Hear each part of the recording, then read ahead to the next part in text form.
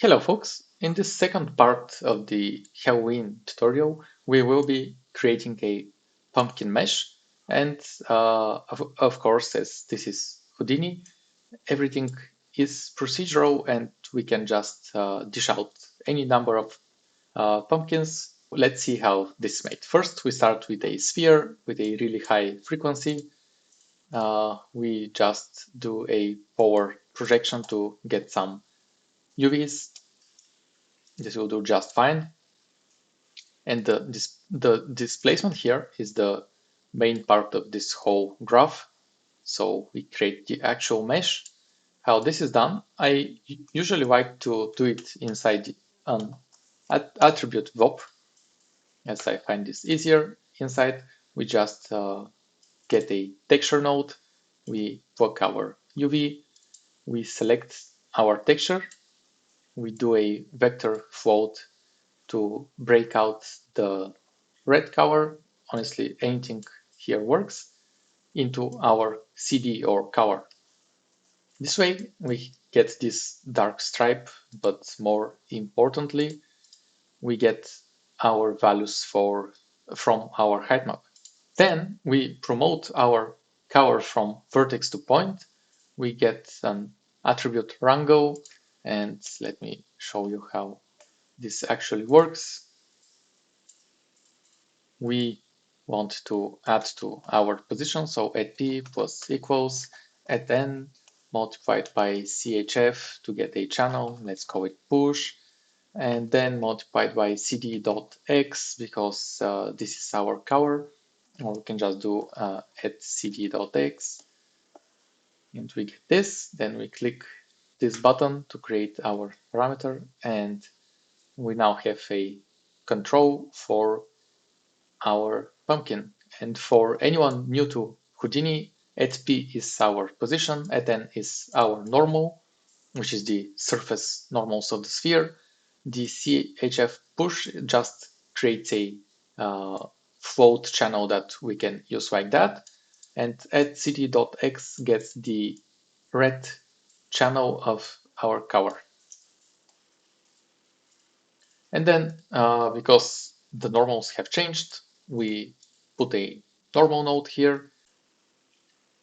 And then for our pumpkin to get this top area pushed in like that, and for us to have this really nice control here, and we can do something like that as well, and even make it softer, bigger. See, there's a lot of options now, but to have that one, first we cover our whole pumpkin black, so we don't have any color info.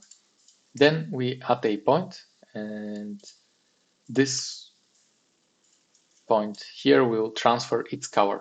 And how do we add this point? We can create a point rango. We create this here. We don't need any geo, so we create it like that. We run it on detail, so it only runs once. And what do we want there? We want a few vectors. First, we'll call the one vector center, which is get bbox center of our object in the second input, which is input 1. A vector top, which is get bbox max 1. And I want to push it even further up, so I'll just add 1. You can add even more, but let's just add 1 now. Then a vector spawn, because we want to place that point somewhere, and to place it at the top of our pumpkin in the center, we now do center.x, comma, top.y, comma, center.z. We end this, and then we just add the point. We add to ourselves 0 and at the location of spawn. And I forgot one bracket here.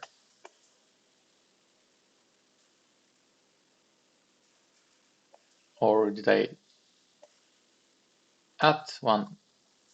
Get bbox? Yeah, I always get that wrong. I don't know why. So like that.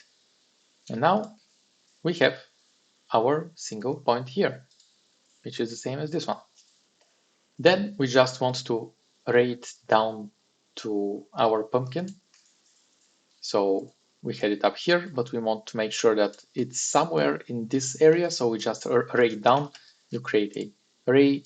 This is the collision geo. This is your point, and you set the direction to vector, and Control Shift and left click will clear this. Just set it to -100 and it will push it down. We then cover it red, and then we do an attribute transfer where we don't have any blend width right now. We can increase that if you want a nicer blend, or if we don't want to blend but have a harsh edge, we do that. But those two will be your tweakable parameters. And then we make a group of everything that is red above 0.5 value. And if cg.x is greater than 0.5, I add group, and you name your group something, which is push, equals 1. So every point that is red will get put into that group. Then we just create a soft transform, and we put our group push here, and we push it down. I don't know why I have some values like that, but we just want to push the shape down here. We don't want to see that. And you can use that as the soft radius as well. You don't really have to push it that much. You can push it up, but this is how we get our nice top. And here we just make our mesh game ready. We do a poly reduce. You can do a polygon count, or just say how much polygons you want to have. Whatever works for your personal project. Here we have a little bit over 6,000 polys, which is a lot. So let's make it less, 2,000. We can even go down more, and this still looks nice. And let's just see the actual pumpkin, because it's really dark. We will remove all the attributes. Yeah, maybe not that well, but still, this part is entirely up to you. To finish off the base pumpkin shape, we do a clean, and we only want to keep the UVs and the normals. And we can even remove the normals here, because we are calculating them again, and then we just assign it a material, which if you go to matte, not to image, to matte, I have several materials here, but you can just make a simple principled shader,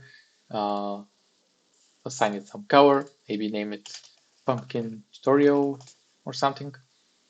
And of course, you will want one more for the pumpkin stem or handle, whatever it's called. And you can make it a different color, just so we have those ready.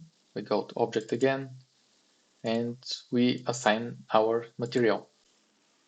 Now that we have the pumpkin body ready, we actually need to make the handle, which is this thing here, and we can just see them together like that. And then we want to make the handle, which isn't entirely procedural, but it's still a really nice addition, and you can make some really cool handles with it. So you just place a curve and you draw a handle that you like, a resample to add more points to it or to remove points. Then we do a match size, and we just match it to the minimum on all axes. We do a smooth on the position. I set strength to 150 just to make that real smooth. Then we do an orient along curve to get our normals correct, to be sure. Then we smooth out the normals and we sweep it. And the smoothing out of the normals, as you can see, is because of that. Sometimes you might get errors, and I would rather just smooth them to avoid that. Here on the sweep, it's a round tube. You can have as many columns as you like. I also have a cap. And you want to compute your UVs to get that. Then we copy it at the top of the pumpkin. And how do we find the top? Well, we kind of did it here with this add point. So we just make the same thing. We can copy that over. We input the final node here and this node here. And this is the same as that one. So basically you don't have to do anything. You just copy over those two. And this is what we use as our base to place the handle on top. We then clean it with only keeping the EUVs. We calculate normals again and assign it its own material. We then merge those two together. And this is our final pumpkin that we created using our substance height map. And now you can just place some ROP FBX output and export your pumpkin. And to finish off the pumpkin side of this Halloween scene, we can now jump in Unreal Engine to make the basic material setup.